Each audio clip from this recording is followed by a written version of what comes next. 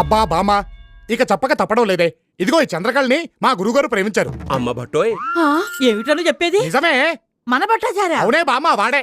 ఏడ్చాడు వెధవ. ఆ వెధవ పొట్టేసుకొని వాడి మొహానికి ప్రేమ ఒకట, తప్పాల మొహం వాడు. రారా బట్టురా, నీ గురించి మాట్లాడుకుంటున్నావు. విన్నా, అంతా విన్నా. నువ్వేమన్నావో నేను విన్నా, మన పెద్దలు విన్నారు. ఏం పొట్టున్న వాళ్ళు ప్రేమించకూడదా? నా జాబేమిటి? పౌరోహిత్యం, కూర్చొని చేసే పని. ఆ మాత్రం గుప్పెడు పొట్టుండదా? వీళ్ళందరికీ 6 ప్యాక్లు ఉన్నాయా? రేపు పొద్దున వీడి పొట్టరాదని నువ్వు గ్యారంటీ ఇవ్వగలవా? ఇక్కడ డిస్కషన్ పొట్టు గురించి కాదు, పెళ్లి గురించి. నువ్వంత హార్ష్గా మాట్లాడకు చందు, నేను ఫీల్ అవుతాను. సిగ్గులేదేమిట్రా? నీకు ప్రేమ కావాల్సి వచ్చిందా? ప్రేమ ఏం తప్పేంటి?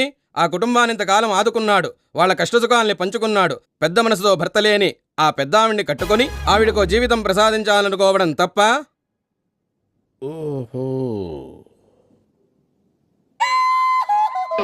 చిచ్చి, మీరు సిగ్గుపడకండి.